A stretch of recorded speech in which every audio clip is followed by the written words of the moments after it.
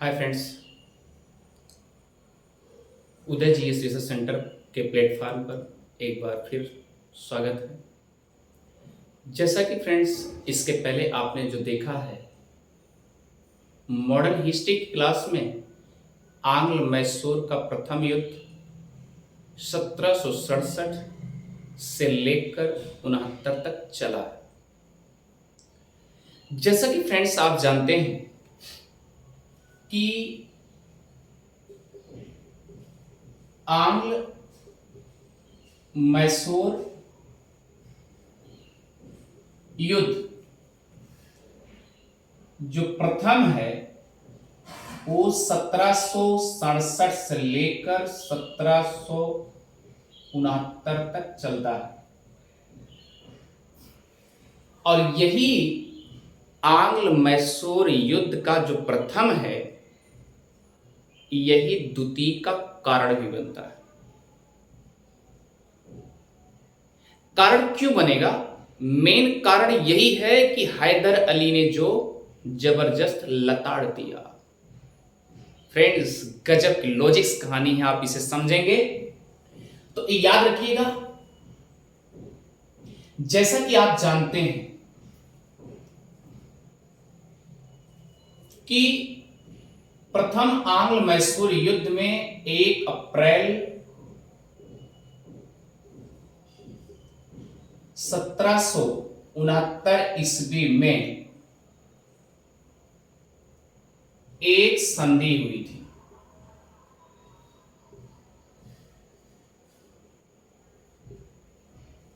किसके किसके बीच?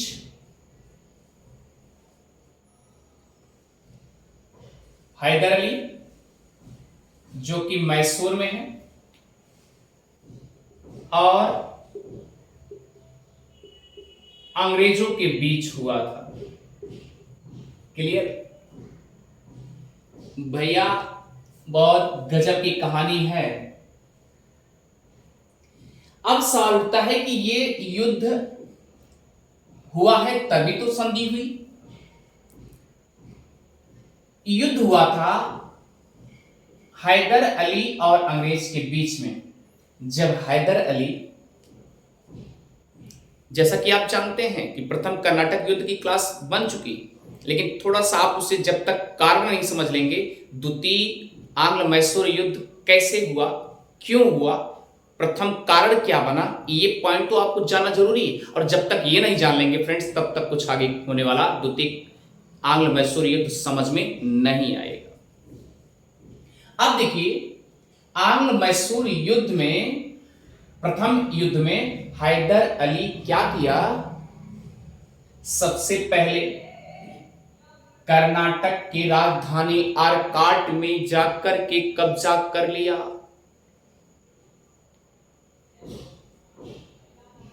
और ये बात अंग्रेजों को खुन्नस लगने लगी और उसके बाद मद्रास में अंग्रेज लोग सब खड़े हैं, क्योंकि कर्नाटक की आरकाट राजधानी जीतने के बाद हैदर अपनी सेना को ले जाकर के मद्रास की तरफ जाता है और मद्रास में जब मद्रास की तरफ बढ़ता है और वहां पर तोड़ फोड़ करने लगता है। हैदर अली इतना कूटनीतिक, इतना सशक्त था। और फ्रेंड्स याद रखिए, जब तोड़ फोड़ करने लगता है तो जो अंग्रेज के कर्मचारी हैं उनके मन में एक बात उठती है कि कहीं ऐसा ना हो कि हैदर अली कर्नाटक की आरकाट राजधानी को कब्जा करके मद्रास की तरफ आ रहा है और मद्रास में भी तोड़फोड़ कर दिया, इतना भयानक रूप दिखा दिया हैदर अली ने। इसका मतलब कभी ऐसा ना हो कि कहीं बंगाल का प्रेसिडेंसी मेरी जारी चली जाए, कहीं ऐसा ना हो मेरी जो बंगाल स्पेशल मुख्य भूमि बना चुके हैं, कहीं ऐसा ना हो बंगाल भी हाथों से निकल जाए। इसलिए उन्होंने क्या किया? वहां के कर्मचारियों ने देखा, उसके बाद कहे, हे हैदर अली, आप समझौता कर लो ना। वहां के कर्मचारी बोले, यहां समझौता कर लीजिए, प्लीज समझौता कर लीजिए। और समझौता जब होता है, याद रखना, वह मद्रास में होता है। कहां होता है? मद्रास में होता है। और इसीलिए प्रथम आंग्ल मैसूर युद्ध जो होता है वह मद्रास की संधि से ही खत्म होता है। मद्रास की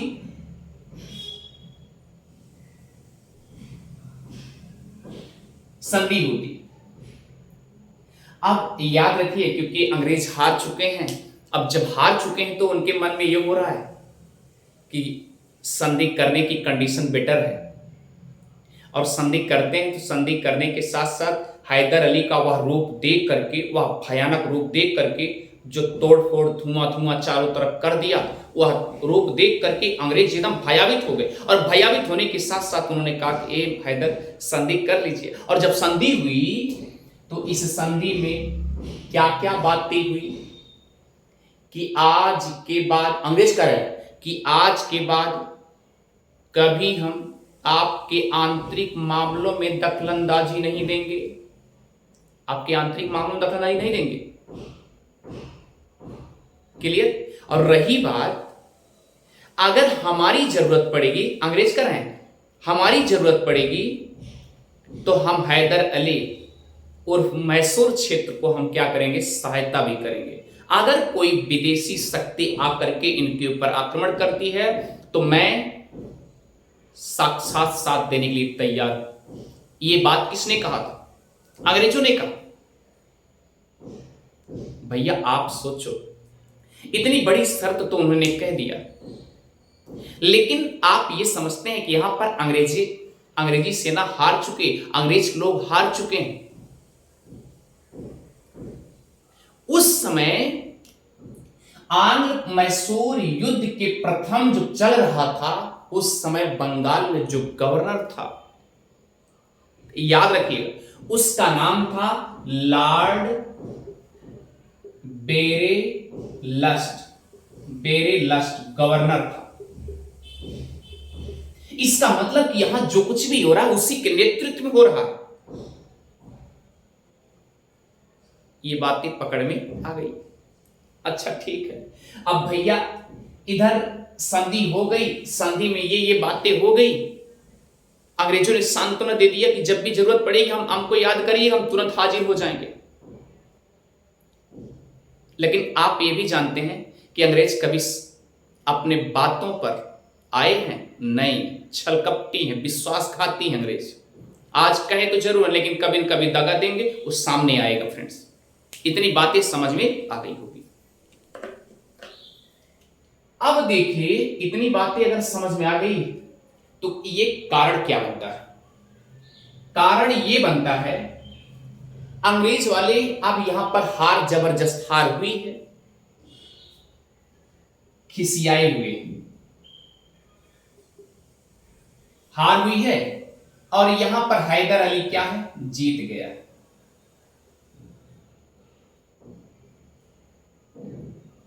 अब भैया हैदर अली अगर जीत गया है तो आप समझ सकते हैं ना, ये अंग्रेज वाले क्या करेंगे, धीरे धीरे बदला लेने का मन बनेगा। कुछ लोग चुप्पी से काम करते हैं, चुप्पी से काम करते हैं। अंग्रेज वाले वही काम करते थे, चुप्पी से काम करते थे। और भारत वाले क्या है, फटफटी है, मुख से फटाफट बोल देंगे, और बोलने के साथ साथ अपना काम, मैं ये करने जा रहा हूं, वो करने जा रहा हूं, पता चले वो फ्लॉप हो जाता है। और ये अंग्रेज वाले चुप्पी से काम करते थे। ये इधर संधि तो कर लिए, पर इनके मन में खोट है, विश्वासघात है। इतनी बातें समझ में आ गई। और बात क्या है, बात यह है कि इधर अंग्रेज हारे हुए हैं, इनके यहां हैदर अली ने इनको हरा दिया। अब इनके मन में एक खोट, विश्वासघात तो बन ही गया, लेकिन संधि तो कर ही लियो, बात की बात। ये सोच क्या है अंग्रेज वाले,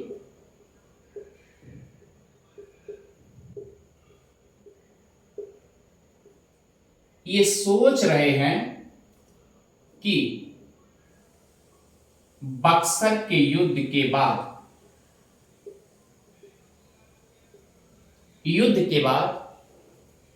हम जीतते आ रहे हैं।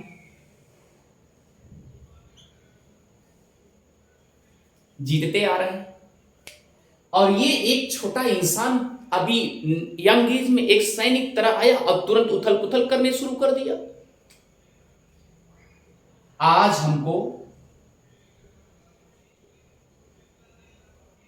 या आज हमारी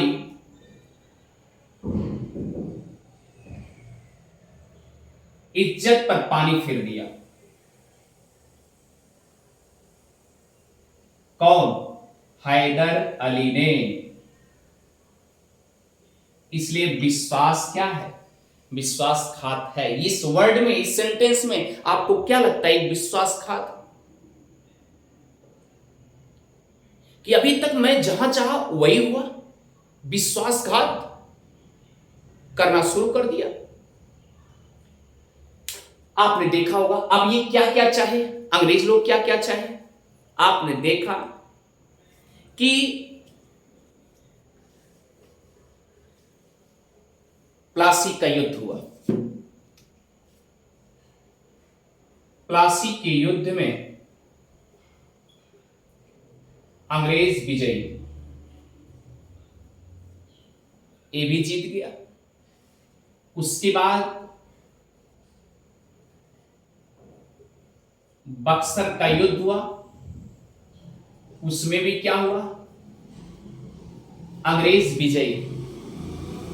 अब आगे देखिए, आपको याद होगा कि इलाहाबाद की दो दो संधियां हुई।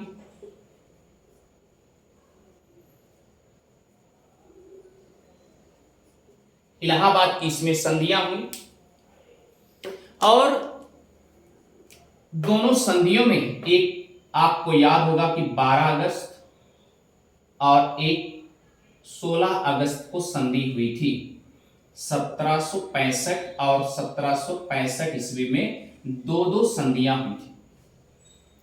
जो 12 अगस्त को संधि हुई थी वह भारत की केंद्रीय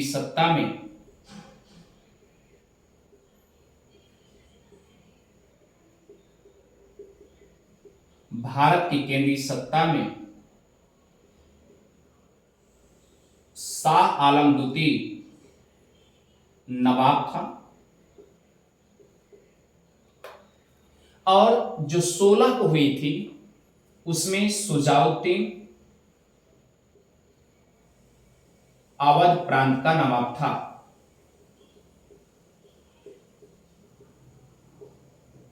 क्लियर? अवध प्रांत का नवाब था। अब अवध प्रांत भैया आप जानते हैं ना, बंगाल से टूटा एक अंग है। अब देखिए इतनी कड़वी है बात कि अंग्रेजों के मन में खोट कितना जबरदस्त है। एक मामूली इंसान हैदर अली आकर के सब जगह हम विजयी होते जा रहे हैं, जो चाह रहे हैं वही मिल जा रहा है। एक मामूली इंसान क्या है, हमको आके हरा दिया। हम संधि जरूर के बाटी, हम संधि जरूर किए हैं, लेकिन याद रखना हैदर अली, हम तुम्हें अगली बार छोड़ेंगे नहीं। ये बात अंग्रेजों के मन में गूंज रही है, मन ही मन। कहते नहीं, जो इंसान अपने दर्द को बयां नहीं कर पाता, वो जब प्रहार करता है ना, फिर लास्ट में जब मुंह खोलता है तो उसका अंत ही बुरा हो जाता है। इसी तरीके से अंग्रेजों ने क्या किया, मन ही मन बोल नहीं रहे थे, लेकिन वो धीरे धीरे विस्फोटक बनता गया। अंग्रेज मन के विस्फोटक बनाते गए। फ्रेंड्स, आगे देखेंगे कहानी क्या बनती है। कहानी क्या है, जब अंग्रेज लोग सबसे पहले केंद्रीय सत्ता के पास आए, और जब केंद्रीय सत्ता के पास आए, ठीक है, अभी पहले केवल हम भारत की स्थिति समझ लेंगे, और जब भारत की स्थिति समझ जाएंगे तो अंग्रेज का बाहर क्या था, मतलब भारत से बाहर क्या कंडीशन थी, अंग्रेजों की स्थिति क्या थी, उसको समझेंगे। तो दोनों को तुलना करेंगे, उसके बाद आपको कहानी समझ में आ जाएगी रियलिटी है क्या। ठीक है, भारत में केंद्रीय सत्ता में शाह आलम द्वितीय बैठे हुए हैं। अंग्रेज आए और अंग्रेज कहने लगे कि शाह आलम द्वितीय, क्योंकि भाई केंद्रीय सत्ता इसी के हाथ में पूरा है। ठीक है, इन्होंने कहा, अंग्रेजों ने कहा क्या कि शाह आलम द्वितीय हमें बंगाल और बिहार और उड़ीसा, तीनों की दीवानी चाहिए। जैसा कि आप जानते हैं, इसके पहले बक्सर के युद्ध में हार की कंडीशन देखते हुए शाह आलम द्वितीय और शुजाउद्दीन अंग्रेजों के शरणागत हो गए थे। इतनी बातें सुनाई। अब इनकी मजबूरी बनती है, क्योंकि हार भार ये देख रहे थे शाह आलम द्वितीय कि हमारी हार होने वाली, इसलिए अंग्रेजों के शरण में चले गए थे। यही कंडीशन इनकी भी हुई थी। ठीक है फ्रेंड्स, इतनी बातें तो आपने पिछली क्लास में देखा है।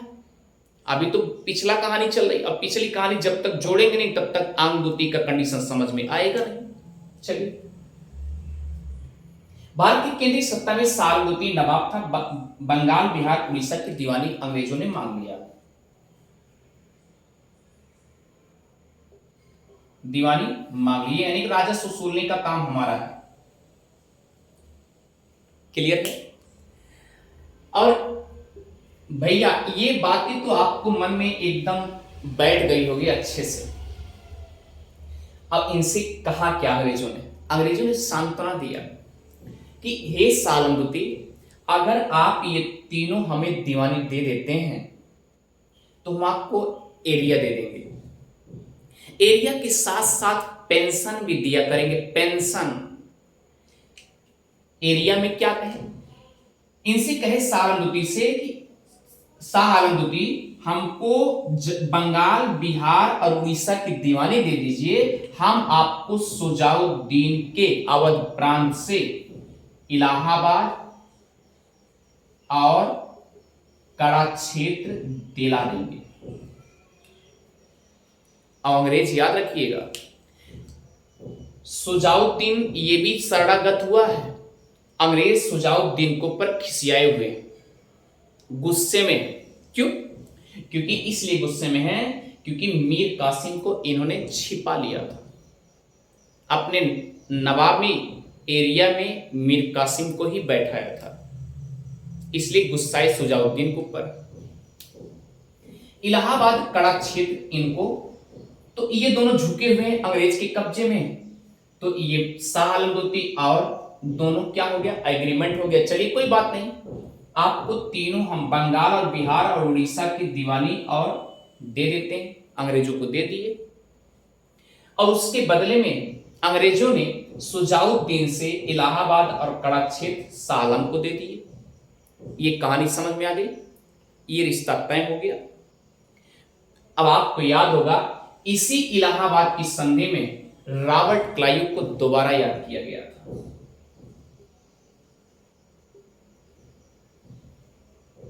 और रॉबर्ट क्लाइव बड़ा कूटनीतिक था, अंग्रेज का था, इसलिए दोबारा याद किया गया था। और रॉबर्ट क्लाइव, याद रखिएगा, रॉबर्ट क्लाइव जैसे आता है, जब दीवानी मिल जाती है, आपको याद होगा, तो कहता है इसमें अब नवाब का वर्चस्व नहीं है। हम चाहते हैं कि नवाबों का वर्चस्व ना मिले, तो ठीक है। इसमें नवाब लोग कुछ देख रेख भी ना करें, तो ठीक है। तो इन्होंने रॉबर्ट क्लाइव जैसे पहुंचने के बाद तुरंत क्या किया, बक्सर की युद्ध होने के बाद तुरंत इनके मन में, रॉबर्ट क्लाइव के मन में क्या बातें होने लगी, आपको याद होगा। बक्सर की युद्ध के बाद रॉबर्ट क्लाइव के मन में इलाहाबाद की संधि में तुरंत क्या किया, जब दीवानी मिल गई तो ये सोचने क्या लगा कि ऐसा करते हैं, हम द्वैध शासन लागू कर देते हैं। द्वैध शासन प्रणाली लागू कर दिया। जैसा कि आप जानते हैं फ्रेंड्स कि बंगाल में सर्वप्रथम द्वैध शासन प्रणाली लागू करने वाला व्यक्ति कौन था, रॉबर्ट क्लाइव ही था। ठीक है, इतनी बातें अच्छे से पकड़ में आ गई। अब द्वैध शासन प्रणाली लागू कर दिया। अब द्वैध शासन प्रणाली 2 टाइप्स होगा, यानी द्विविधि होगी। दो प्रकार से शासन चलाए जाएंगे। एक हो गया दीवानी का काम और एक हो गया निजामत का काम। दीवानी में राजस्व वसूलने का,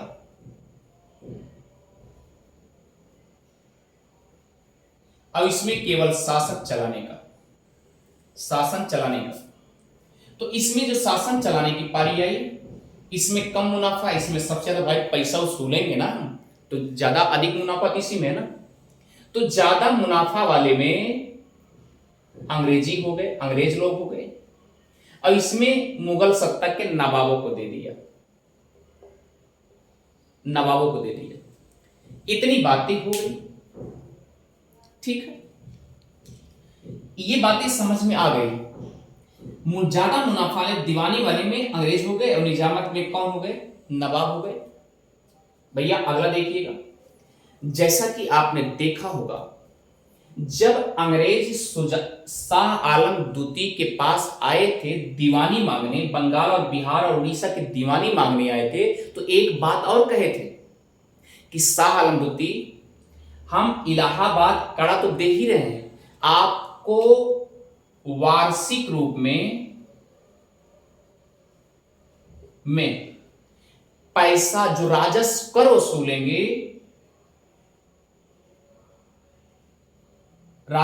वसूलेंगे उसमें से 26 लाख रुपया हम आपको वार्षिक रूप में पेंशन के रूप में दिया करेंगे। किसके रूप में दिया करेंगे, पेंशन के रूप में दिया करेंगे। आपको पेंशन भी मिल जाएगा और हम आपको 2 क्षेत्र दे दे रहे हैं, इलाहाबाद कड़ा भी दे दे रहे हैं, आप खुश हो जाइए। तो इसी शर्त पे जो है ये शाह आलम द्वितीय ने बंगाल, बिहार, उड़ीसा की दीवानी दे दिए थे। तो रॉबर्ट क्लाइव, अब इतनी बात समझ में आ गई कि रॉबर्ट क्लाइव जो है ये द्वैध शासन प्रणाली लागू करने के बाद इसमें राजस्व कर वसूलने के लिए अंग्रेजी हो गए और निजामत का काम नवाबों को दे दिया। कितनी प्रताड़ना हो रही भारत को आप देख रहे हैं, भारत शिकंजे में बसता जा रहा है।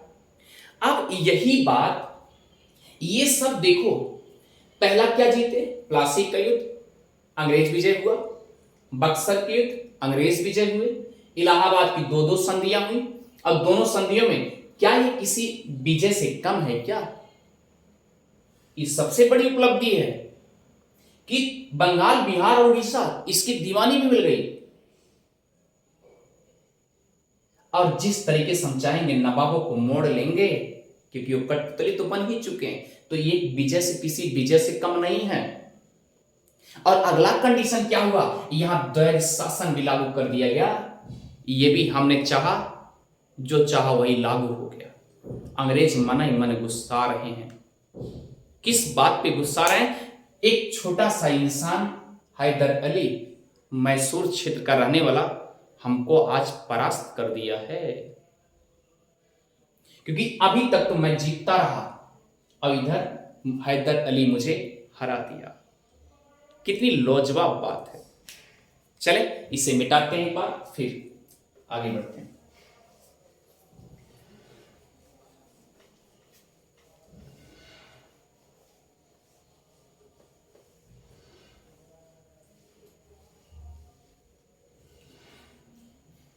अब थोड़ा सा हम बाहर चलते हैं, भारत के बाहर क्या हो रही है, अंग्रेजों की स्थिति बाहर क्या है, इसको तुलना करते हैं उसके बाद। ठीक है, जैसा कि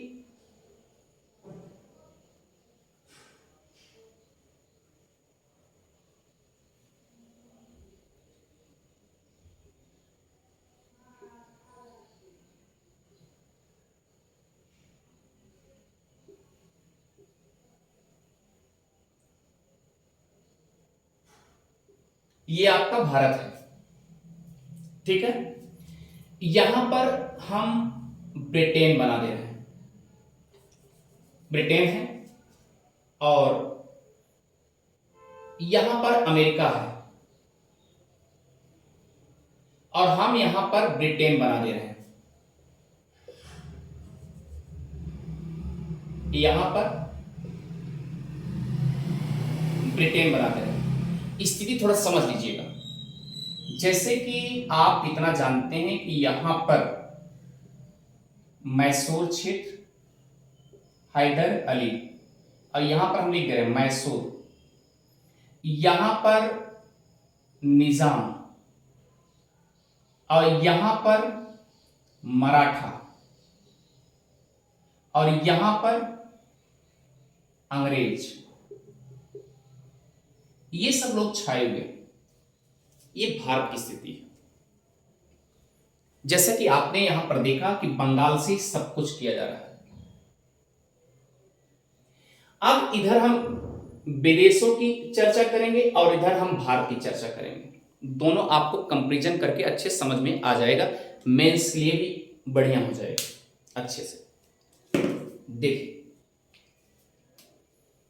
ब्रिटेन ने क्या किया? ब्रिटेन ने अमेरिका को कब्जा में बना के रखा है, ठीक है। यानी कि ब्रिटेन का शासन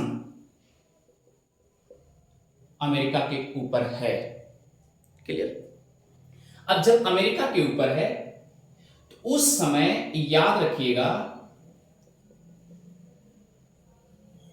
फ्रांस भी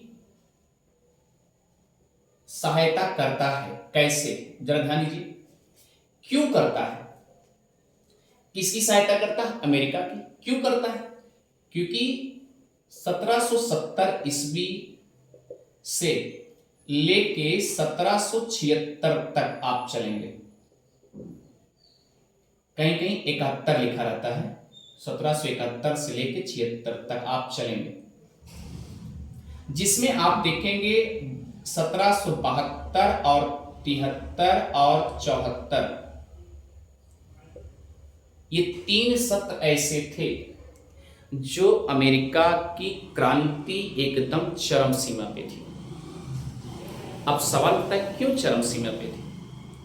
क्योंकि ये चाह रहे थे, अमेरिका चाह रहा था कि हम भी किसी तरीके से अमेरिका ब्रिटेन से मुक्ति मिल जाए, क्योंकि अमेरिका भी कब्जे में था। किसके कब्जे में था? ब्रिटेन के। तो ये आजादी के लिए बराबर लड़ रहे थे, आजादी के लिए लड़ रहे थे। आजादी में ये चाह क्या रहे थे? स्वतंत्रता चाह रहे थे। कि एक कहावत है कि जीतने के लिए और खुशी के लिए इंसान अपना सर, ध्वजा, सब कुछ गंवा देता है, क्लियर।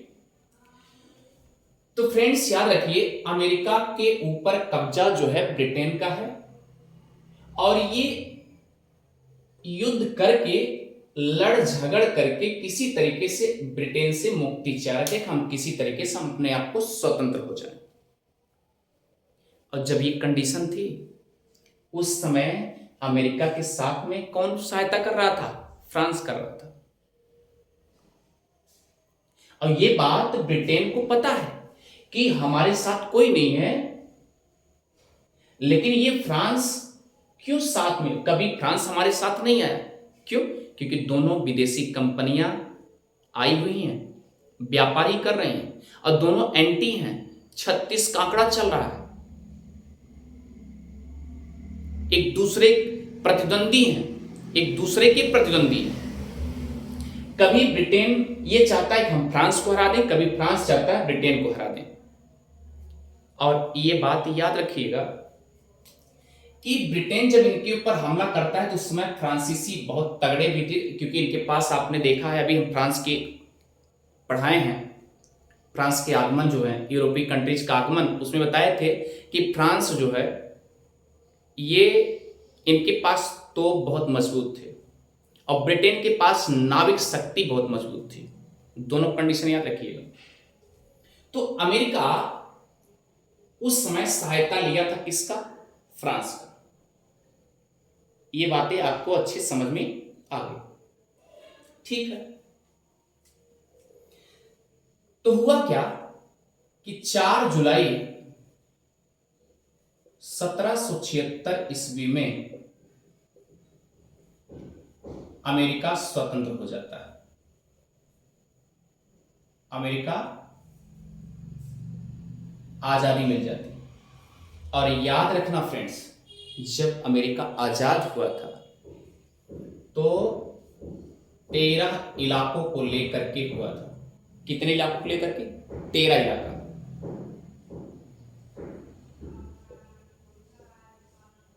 हुआ था उस समय मेन जो अमेरिका के चीफ थे, शासक के रूप में, दो व्यक्ति थे। एक जेफरसन महोदय थे, और याद रखिएगा, और जो होते हैं बेंजामिन फ्रैंकलिन। ये दोनों मिल करके उस आजादी पत्र पर हस्ताक्षर कर दिए। उस हस्ताक्षर पत्र पर लिख दिए डिक्लेरेशन ऑफ इंडिपेंडेंट।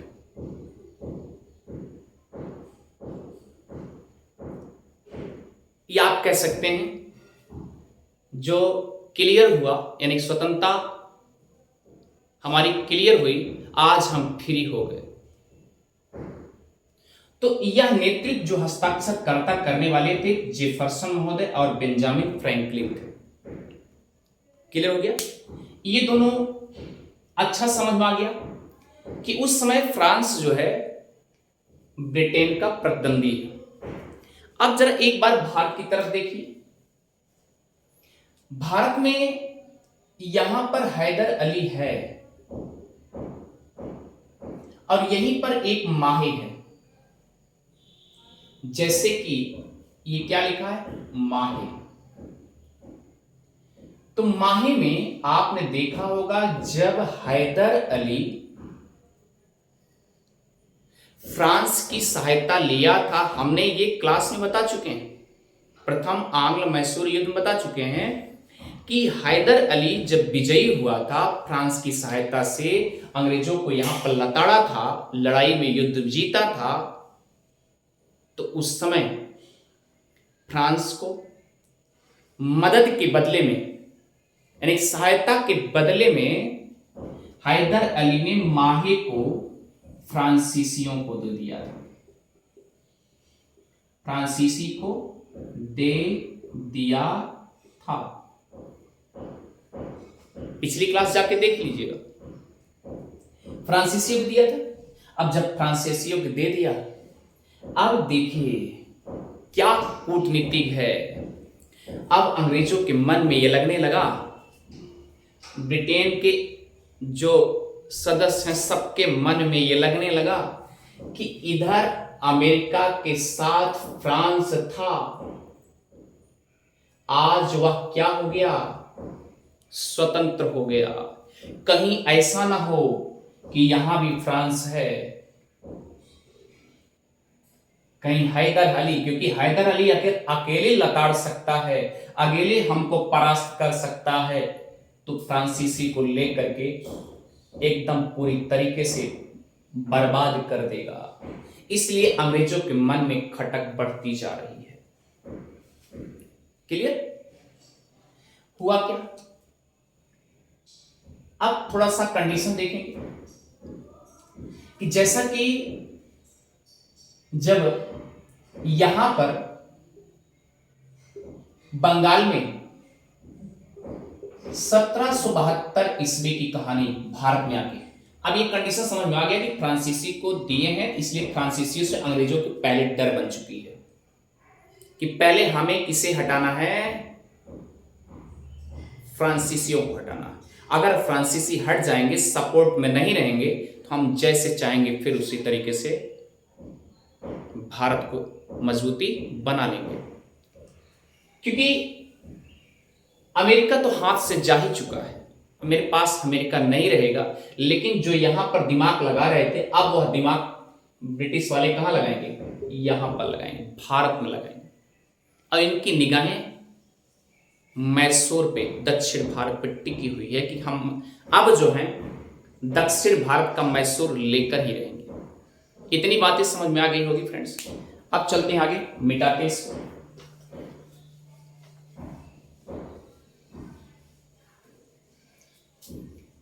अब देखिए, इधर तो अमेरिका से हार हुई है ब्रिटेन की। हारने के बाद पूरा दिमाग अंग्रेजों का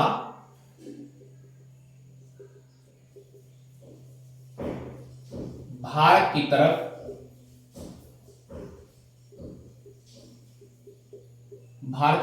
हो जाता है।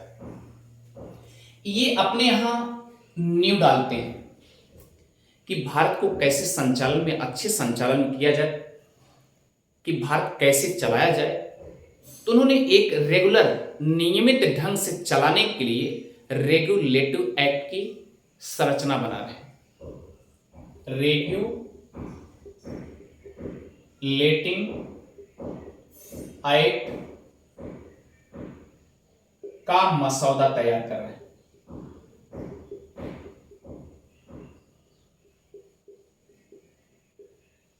मसौदा तैयार कर रहे हैं और यह 1773 में ईस्वी में रेगुलेटिव एक्ट भारत में आता है। यहीं से पॉलिटी भी स्टार्ट हो जाती है। क्लियर? रेगुलेटिव एक्ट आता है भारत में। इसी एक्ट के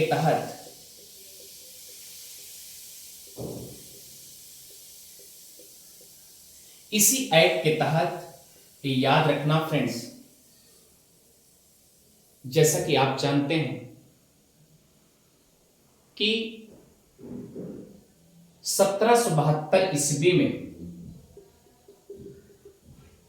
यहां गवर्नर के रूप में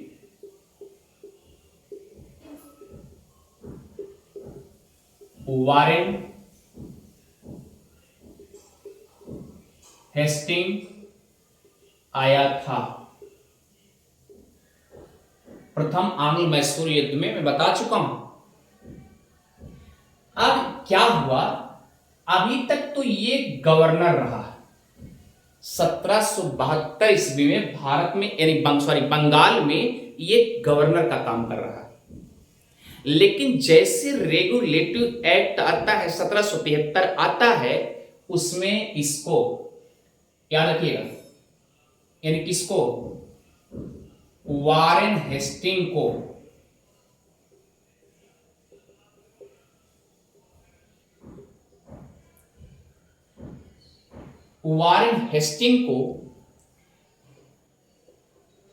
गवर्नर जनरल, ये जनरल बढ़ा दिया जाता है, यानी गवर्नर जनरल बना दिया जाता है।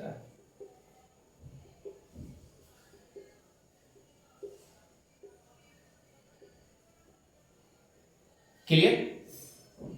क्योंकि कंपनी ये चाह रही थी अब डायरेक्ट जो है गवर्निंग करेंगे, सीधा ब्रिटेन से, ये रूल बना रहे हैं। अब सवाल उठता है कि वारेन हेस्टिंग यहां गवर्नर बन के आया था, तो काम क्या किया था? आपने देखा होगा कि रॉबर्ट क्लाइव के द्वारा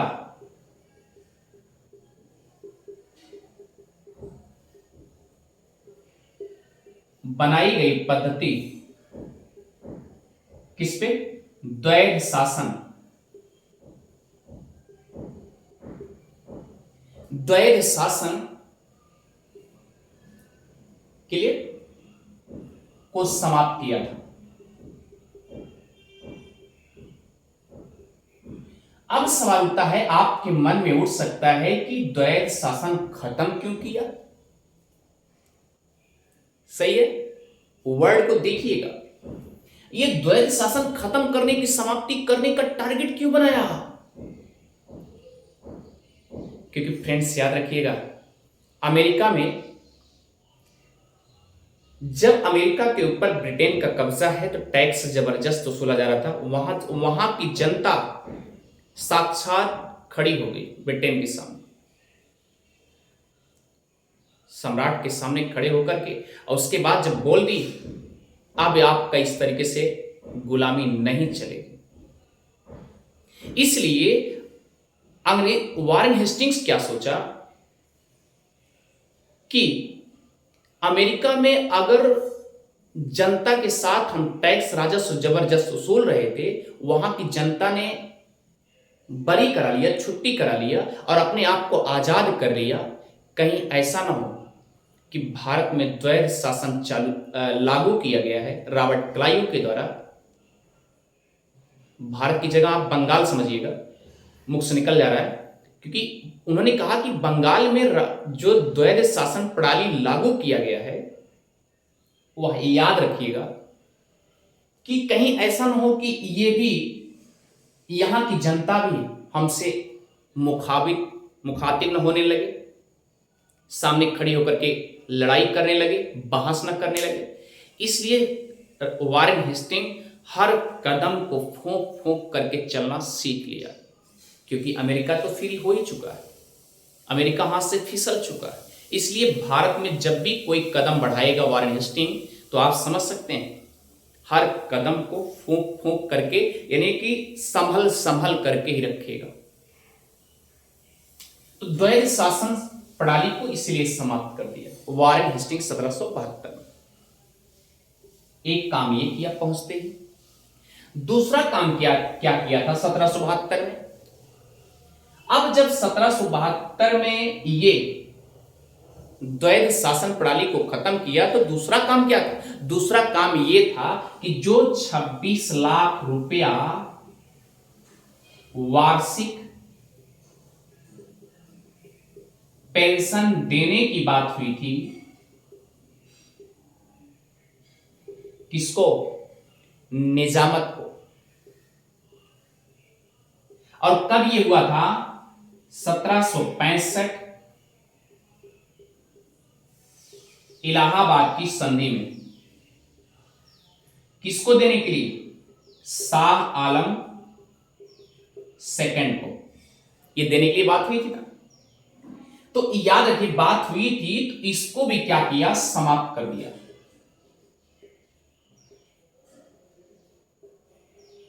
ये भी समाप्त कर दिया कि भाई देखिए, हम द्वैध शासन प्रणाली को समाप्त कर रहे हैं। अगर द्वैध शासन प्रणाली को समाप्त कर रहे हैं तो मेरे पास टैक्स कहां आएगा? हम आपको 26 लाख रुपए कहां से दे पाएंगे? इसलिए पेंशन को भी खत्म कर दिया वारेन हेस्टिंग ने कि 26 लाख को हम नहीं दे पाएंगे। पेंशन भी समाप्त कर दिया, नवाबों का पेंशन नहीं मिलेगा वार्षिक रूप में जो मिल रहा है। ये वारेन हेस्टिंग का क्रियाकलाप।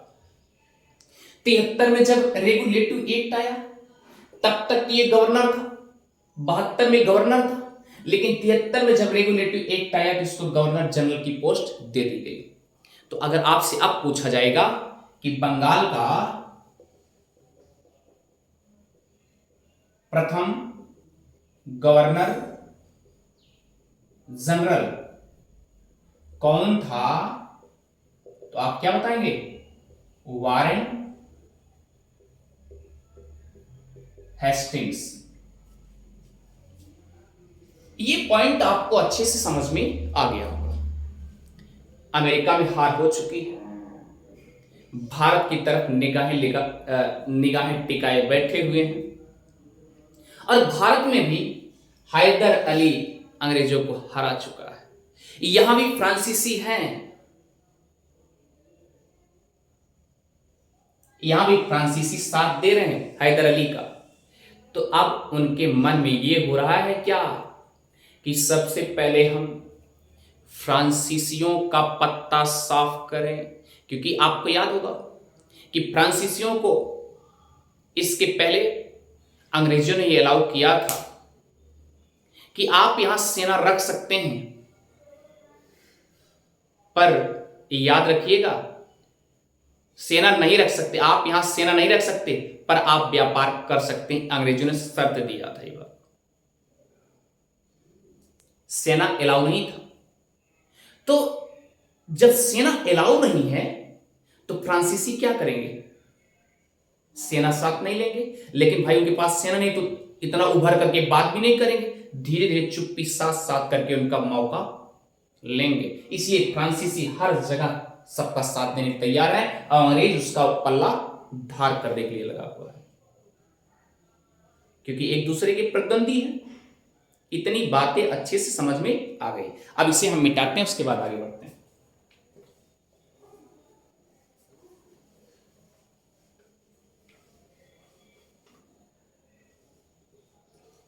अब इतना तो क्लियर हो गया कि वारेन हेस्टिंग जो है ये पेंशन वाली व्यवस्था भी खत्म कर दिया और द्वैध शासन प्रणाली भी खत्म कर दिया।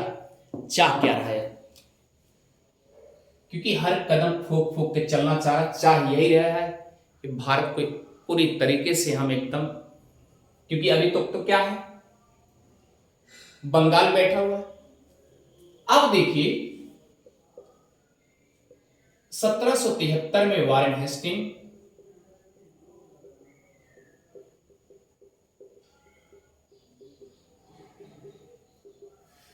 बंगाल का गवर्नर जनरल जब बनता है तो ये मुख्य हो जाता है, बंगाल मेन हो जाता है, मुखिया है। बंगाल के अंतर्गत जैसा कि आप जानते हैं पहली प्रेसिडेंसी जो है मद्रास है, दूसरी दान के रूप में, दोनों दान ही जाली समझिए, 1200 रुपए पट्टे बिक रहे हैं तो क्या बिक रहे हैं, ये तो दान में दहेज शादी मिली थी, उसके बाद में खरीदा गया। तो बंबई, मद्रास और बंबई, ये दो जो निम्न प्रेसिडेंसियां हैं ये किसके अंदर काम करेंगी, ये बंगाल के ही अंदर काम करेंगी। क्लियर? इसका मतलब तीनों प्रेसिडेंसियों पे जबरदस्त इनका पकड़ है, बाकी और क्षेत्रों पे तो नहीं। इसलिए अंग्रेज लोग और भी पूरे जगह छाना चाह रहे हैं। छाने का मतलब यह है कि चारों तरफ इनका वर्चस्व कायम रहे। ठीक है, ये बात भी पकड़ में आ गई। अब अंग्रेजों के मन में एक बात ख्याल आ रहा है, ख्याल ये आ रहा है कि उधर अमेरिका के साथ फ्रांसीसी थे, अमेरिका जीत गई। इधर हैदर अली के साथ फ्रांसीसी माहे में है, क्योंकि आंग्ल प्रथम मैसूर जो युद्ध हुआ उसमें माहे में फ्रांसीसियों को दे दिया था हैदर अली। इसका मतलब किसके लिए दिया था, केवल व्यापार के लिए दिया था कि आप व्यापार करो, कोई दिक्कत नहीं। क्लियर है? तो इसका मतलब इस फुली सपोर्ट कर रहे थे। और हमने बताया है पहले आंग्ल मैसूर युद्ध बता चुके हैं, इसका सपोर्ट कर रहा है। तो अंग्रेजों को ये लगने लगा, वारेन हेस्टिंग को ये लगने लगा कि फ्रांसीसी यहां भी हैं, इसलिए हम सबसे पहले फ्रांसीसियों को हटाना शुरू करें। अब देखिए सबसे पहले किसको हटाएंगे, फ्रांसीसी को।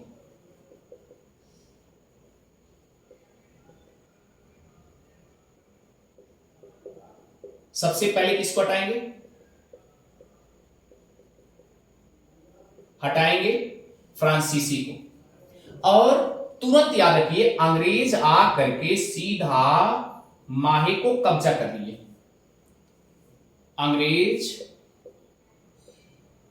अंग्रेजों ने माहे को कब्जा कर लिया, कब्जा कर लिया। और ये बात याद रखिए 1779 की, 1779 में माहे को जबरदस्त कब्जा कर लिया है। किसने कब्जा किया, अंग्रेजों ने। अब ये बात याद रखिए, दिमाग लगाइए, इसका मतलब कि माहे से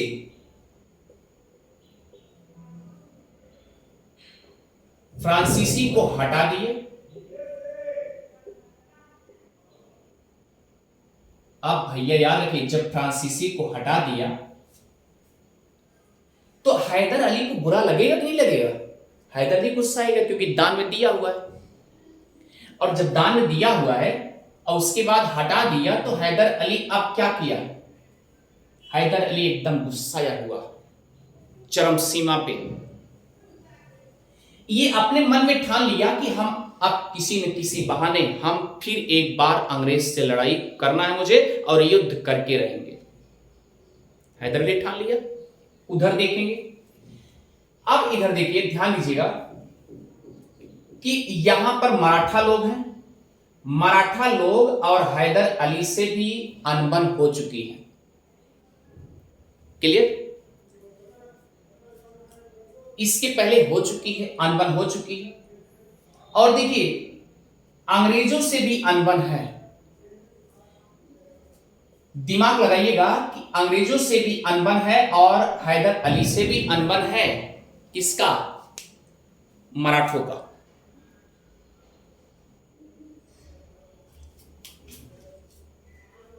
याद रखिएगा 1780 में मराठा का अंग्रेजों से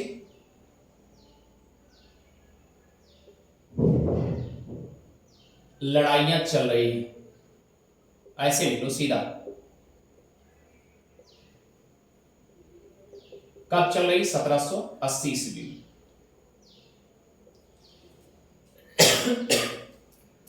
फ्रेंड्स याद रखिएगा, ये अंग्रेज हैं और ये मराठा लोग हैं।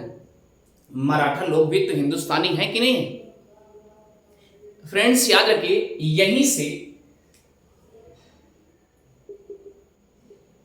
आंग्ल मैसूर द्वितीय युद्ध के नाम से कहा जाता है। यानी 1780 से लेकर के 84 तक ये युद्ध चलता है। क्लियर? यहीं से कहानी स्टार्ट, नया मोड़ बन जाता है। ठीक है, मराठा और अंग्रेज क्या कर रहे हैं? आपस में अनबन हो गई। अब मराठा तो अंग्रेज की तरफ जा नहीं सकते, उनकी मजबूरी हो गई। अब हैदर अली का सिरदर्द यहां चल रहा है। हैदर अली का सिर जो है, सिर पर कौन बैठा हुआ है? अंग्रेज बैठे हुए। इसलिए हैदर अली कूटनीतिक था। हैदर अली सबसे पहले किसके पास जाएगा? मराठा के पास जाएगा।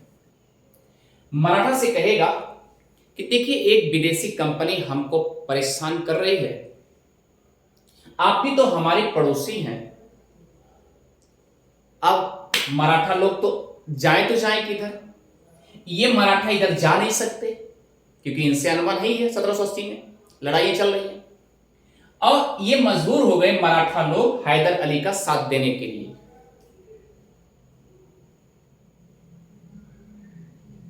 हैदर अली का साथ देने के लिए, याद रखिए, चल रही है।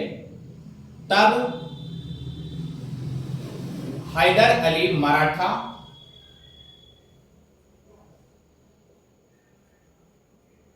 क्या करते हैं? बात करते हैं। क्लियर? अब बात में मराठा और हैदर अली एक तरफ हो जाते हैं।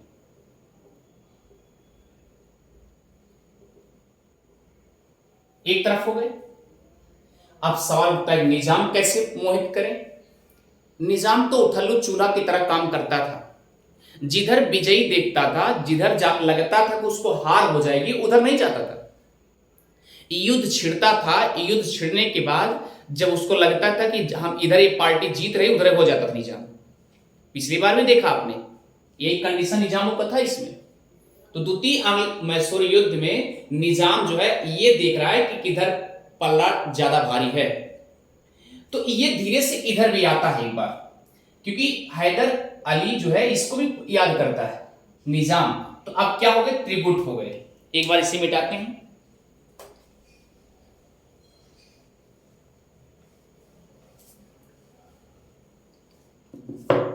याद रखिएगा, अब हो गए हैदर अली प्लस मराठा प्लस निजाम। ये क्या हो गए? एक साथ हो गए, क्योंकि भाई उसको क्षेत्र चाहिए था।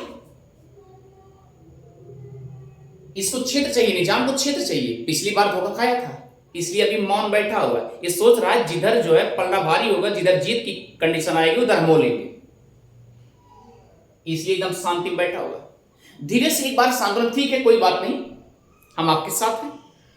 युद्ध शुरू। अंग्रेजों के बीच युद्ध शुरू। हैदर अली ने त्रिगुट सेना लेकर, यहां लिख लेंगे त्रिगुट और हैदर अली, सॉरी हैदर अली के त्रिगुट में ना, एक तरफ हैदर अली की टीम और त्रिगुट वाली सेना, और एक तरफ अंग्रेज हैं, एक तरफ अंग्रेज हैं। ये क्या किए, त्रिगुट सेना, याद रखिएगा, कर्नाटक में फिर जाकर पुनः एक बार किए थे, लेकिन बाद में संधि हो गई थी प्रथम वाले, फिर जाकर चढ़ाई कर दी, चढ़ाई कर दिया। और चढ़ाई करने के बाद ये बात, जब चढ़ाई कर दी है, तो यहां बंगाल में गवर्निंग कौन कर रहा है, वारेन हेस्टिंग। अटैक शुरू, यानी आक्रमण शुरू, युद्ध शुरू हो गया। यहां तक बात समझ में आ गई। कर्नाटक में युद्ध शुरू हुआ, उसके बाद ये बात वारेन हेस्टिंग को पता चल गई, क्योंकि भाई यहां मद्रास में तो ही हैं, बैठे हुए हैं ना, उनका दुर्ग किला है। फिर ये सूचना वारेन हेस्टिंग को पता चल गया, बंगाल में बैठा हुआ वारेन हेस्टिंग, उसको जब पता चला तो वारेन हेस्टिंग जो है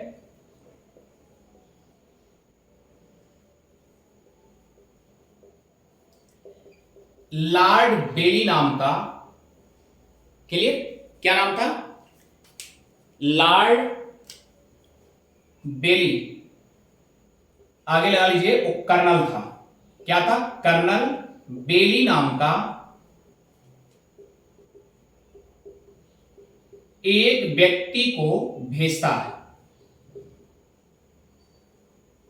ठीक है, भेज दिया। और उसके बाद क्या हुआ, जब कर्नाटक के युद्ध से लड़ करके ये मद्रास की तरफ जा रहा था, अपनी त्रिगुट सेना लेकर के जा रहा था। कौन जा रहा था, हैदर अली। तो फ्रेंड्स याद रखिएगा, ये बातें आपको अच्छे समझ में आ गई। वारेन हेस्टिंग को जब यहां पता चला, कर्नाटक वाले युद्ध में पता चल चुका कि हैदर अली कर्नाटक के अर्काट में युद्ध कर चुका है, लड़ाई तहस नहस कर चुका है, मद्रास की तरफ बढ़ रहा है, तो तुरंत वारेन हेस्टिंग जो है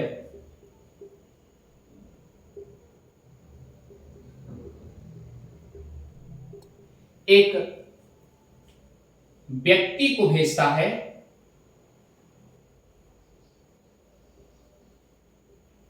जिसका नाम है आयरकूट। क्या नाम है, आयरकूट। और यह बना के भेजता है कि आप सेना नायक हैं, आपको वहां जीत करके ही आना है, जाके देखिए पहले कि वहां पर क्या है, विडंबना चल रही है, ऐसा क्यों हुआ, पहले आप जाइए। और यहां पर याद रखना, ये आयरकूट आता है मद्रास में, आने के बाद त्रिगुट सेना लड़ाई करती है, त्रिगुट सेना प्लस आयरकूट की, एक तरफ त्रिगुट सेना और एक तरफ आयरकूट, क्लियर है, सेना खड़ी हुई आमने सामने है। लेकिन फ्रेंड्स अब सवाल उठता है, इसी बीच जब ये आयरकूट आता है, यहां पर एक बात आ जाती है। जैसे वो पहुंचा, देखा, अपनी सेना को तैयार कर दिया कि मद्रास में ऐसा है, आप सब लोग तैयार रहिएगा, पहले हम क्या करते हैं, पहले हम भारत के कुछ क्षेत्रों से मिल लेते हैं, क्योंकि कूटनीतिक था, जितना हैदर अली कूटनीतिक था वह भी उतना कूटनीतिक था। अगर कूटनीतिक ना होता तो वारेन हेस्टिंग भेजता नहीं, ये भी ध्यान दीजिए, दिमागदार ना होता तो भेजते नहीं। तो आयरकूट को ये लगा कि हम ऐसा करते हैं, सबसे पहले पेशवा मराठा और इनसे जाके मिल लेते हैं, क्लियर, क्योंकि पेशवा मराठा जबरदस्त इनकी तरफ हो गए थे, क्योंकि अंग्रेजों के ये भी पहले आपको पता है 1780 में झगड़ा हुआ था, लड़ाई हुई थी, अब इसलिए बिल्कुल नहीं जा सकती, इसलिए पेशवा मराठा बिल्कुल अब संदेह है ही नहीं है, डायरेक्ट। तो आयरकूट यहां लिखेंगे, आयरकूट, चले,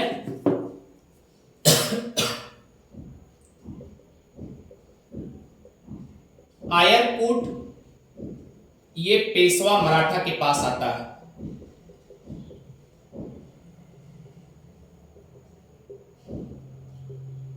आता है, वह भी कहां आता है, एमपी के ग्वालियर में आता है। वहां पर पेशवा मराठा प्लस आयर कोट दोनों आपस में बातें करते हैं। क्या बातें करते हैं कि आप मेरा साथ दीजिए, ठीक है। एक राघव जी हैं, राघव जी को बता दिया, माधव जी बता दिया कि माधव को हम शासक बना देंगे, लेकिन मेरा साथ दीजिए। पेशवा मराठा का माधव जी को हम शासक बना देंगे। अंग्रेजों ने, आयरकूट ने कहा कि पेशवा मराठा का शासक जो बनाएंगे माधव जी को तो हम बना देंगे, लेकिन पहले तो मेरा साथ दीजिए आप। तो यहां पर एक संधि होती है, ग्वालियर में एक संधि होती है, उस संधि का नाम है साल बाई की संधि। कौन सी संधि? साल बाई की संधि। इतनी बातें आपको समझ में। अब यह प्रश्न उठता है कि साल बाई की संधि कब होती है? तो 17 मई 1782 ईस्वी में। 17 मई 1782 ईस्वी में एमपी के ग्वालियर में दोनों बैठ करके आपस में मीटिंग करते हैं और वहां पर एक संधि होती है कि आप मेरा साथ दीजिए, हम ऐसा करते हैं कि माधव मराठा को हम क्या करेंगे, शासक बना देंगे, पेशवा मराठा का शासक बना देंगे। और इसमें रघुनायक भी थे, ठीक है। तो आइए चलते हैं, ये बातें अच्छे से समझ में आ गई। अब बताइए मराठा किसकी तरफ चले गए? मराठा उधर चले गए, ध्यान दीजिएगा। अब यहां लिखेंगे, जब संधि हो गई भाई, समझौता हो गया अच्छे से, चलिए ठीक, हम आपका साथ देंगे, कोई बात नहीं, माधव मराठा का शासक बना दीजिएगा, ठीक। अब हो गए आयरकूट प्लस मराठा एक तरफ हो गए।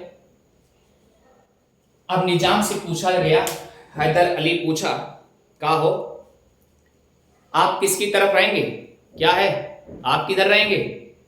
तो डायरेक्ट बोल दिया कि भैया हम उधर नहीं रहेंगे, आपकी तरफ नहीं रहेंगे, हम सीधा हम भी जा रहे हैं उधर, अंग्रेज की तरफ जा रहे हैं।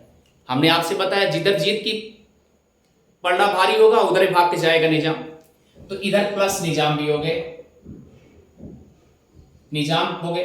अगर आपसे पूछा जाएगा साल बाई की संधि जो है किसके किसके बीच हुई थी, तो याद रखना आयरकूट और मराठा 17 मई 1782 को। क्लियर? ये वही थे, आपको समझ में आ गया होगा अच्छे से मुझे लगता है। अब देखिए तीनों पासा पलट गया और उसके बाद बचा कौन? हैदर अली बचा। क्लियर? कौन बचा? हैदर अली बचा। और जब हैदर अली बचा तो युद्ध तो होगा ही, लड़ाई शुरू। यानी कि इधर आयरकूट प्लस मराठा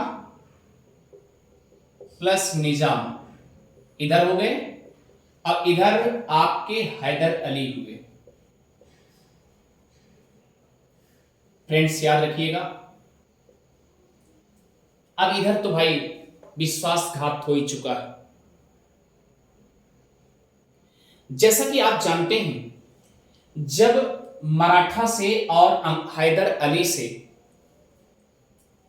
बीच में एक बार लड़ाई हुई थी, तो उस समय हैदर अली अंग्रेजों को भी याद किया था। किसको याद किया था? अंग्रेजों। क्यों याद किया था? क्योंकि आंग्ल मैसूर के प्रथम युद्ध में यह संधियां हो ही चुकी थी कि जब कोई विदेशी आक्रमण करेगा तो हम क्या करेंगे, आपका साथ देंगे। तो याद रखिएगा, उस समय ऐसी कंडीशन आती है कि एक बार ये याद करता है। कौन याद करता है? हैदर अली। किसको याद करता है? अंग्रेजों। और ये बात सन 71 की है, 1771 की है। भैया 1771 में हैदर अली वहां भी याद किया था, उस समय भी अंग्रेज इनके साथ नहीं आए, इनके साथ वहां भी विश्वासघात हुआ, अंग्रेजों ने पहले चीटिंग कर दिया था। उसके बाद यह देख रहे हैं साल बाई के संधि के तहत, इस संधि के तहत मराठा निजाम ये सब किसके साथ चले गए, अंग्रेज की तरफ चले गए। एक तीसरा विश्वासघात ये हुआ, और दूसरा क्या था, दूसरा था कि फ्रांसीसी भी, इनको भी कब्जा से हटा दिया गया। करे तो करे क्या बेचारा। हैदर अली लड़ाई किया और इस लड़ाई में घायल भी हो गया, घायल भी हुआ। एट लास्ट याद रखिएगा 1782 में, यानी 81 में तो जबरदस्त युद्ध चल रहा है और 82 में इसकी मृत्यु हो जाती है।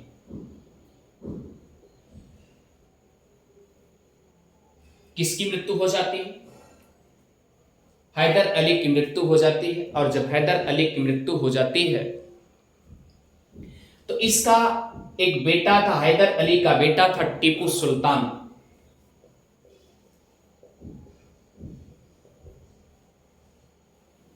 इसका एक बेटा था टीपू सुल्तान, इस बात को याद रखिएगा।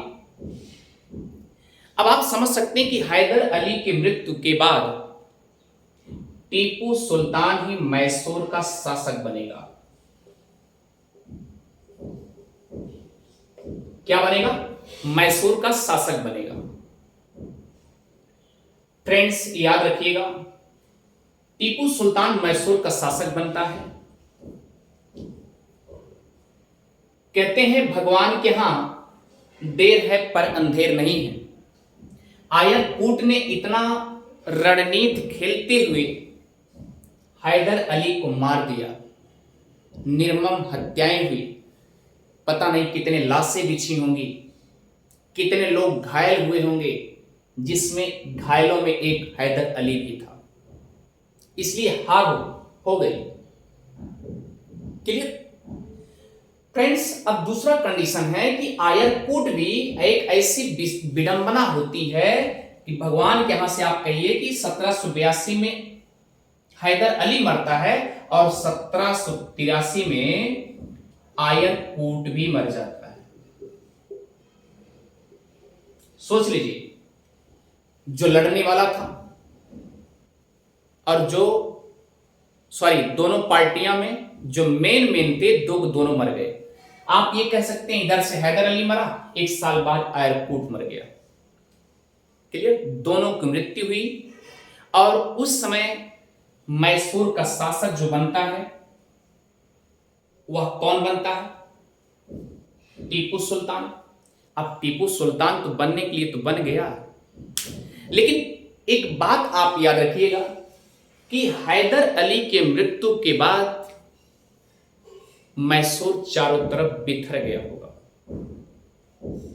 दुर्दशाएं होती होंगी, क्योंकि फ्रांसीसी को जो मिला माहे वो भी अंग्रेजों के कब्जे में है, इसलिए दुर्दशा काफी ज्यादा है।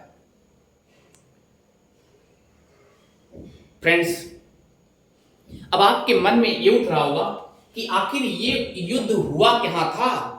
याद रखिएगा, ये जो युद्ध हुआ था 1781 में 1 जुलाई, क्लियर, 1 जुलाई 1781 में हुआ था। वह युद्ध जो हुआ था पोर्टो नोवा में हुआ था, जहां पर ये हैदर अली और आयरकूट लड़ रहे थे।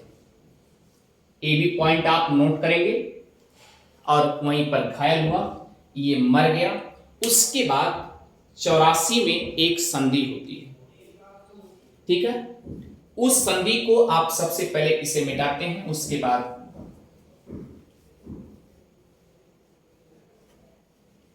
अब संधि क्यों होती है आप ये समझ सकते हैं।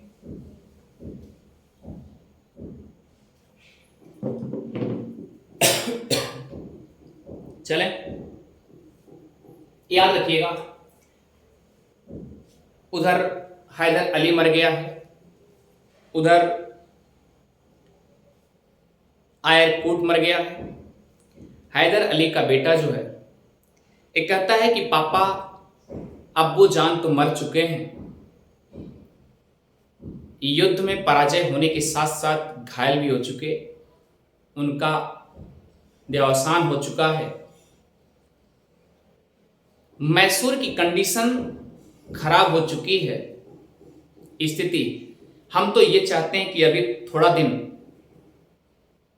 पहले हम मैसूर की स्थिति को सुधार लें और सुधारने के बाद हम अंग्रेजों से भिड़ेंगे, अब्बू जान का बदला जरूर लेंगे। ये टीपू सुल्तान का वर्चस्व था। उसमें एक संधि होती है,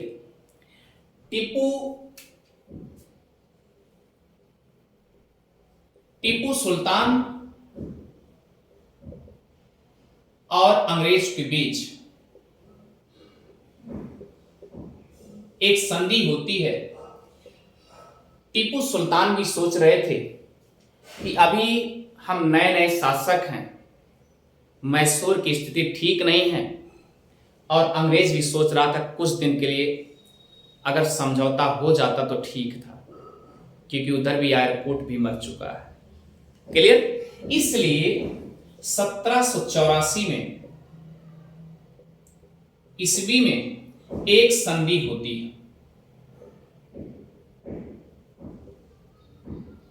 एक संधि होती है, वह होती है मंगलौर में।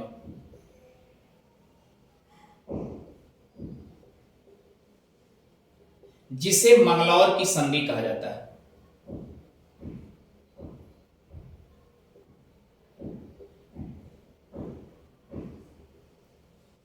क्या कहता है? मंगलौर की संधि कही जाती है।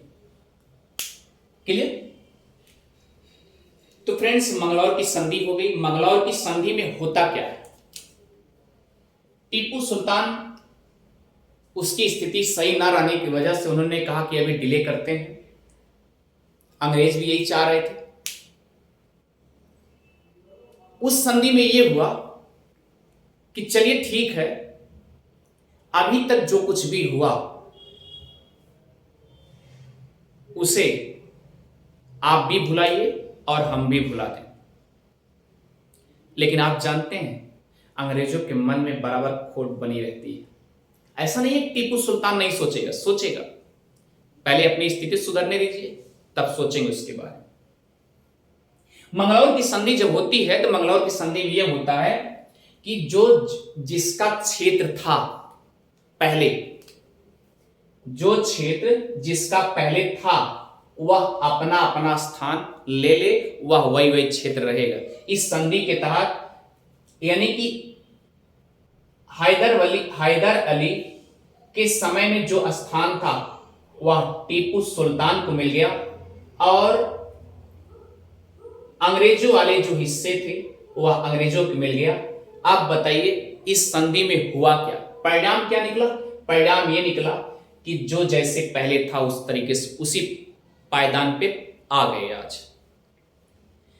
इसका मतलब कि आंग्ल मैसूर युद्ध जो द्वितीय है उसमें परिणाम यही निकला कि जो जैसे पहले था वही उसी क्षेत्र पे पहले की तरह अब आ गए। तो फ्रेंड्स, आज की क्लास मुझे लगता है कि आंग्ल मैसूर का जो द्वितीय युद्ध है ये भी आपको अच्छे से समझ में आ गया होगा। मिलते हैं आंग्ल मैसूर तृतीय युद्ध, याद रखिएगा, एक बेहतर क्लास लेकर के। अगर आपको फ्रेंड्स समझ में आ रहे हैं तो शेयर करना और सब्सक्राइब करना दोनों ना भूलें, उदय जीएस रिसर्च सेंटर। और अगर आप उदय जीएस रिसर्च सेंटर के प्लेलिस्ट में जाते हैं वहां पर लगभग आपको क्लास ली गई है, एक अनवरत सीक्वेंस वाइज क्लास ली गई है। आप अनवरत देखते जाएंगे तो आपको modern history, polity, geography, economics सब मिलेंगे। ठीक है, मिलते हैं और एक बेहतर क्लास में। Thank you friends.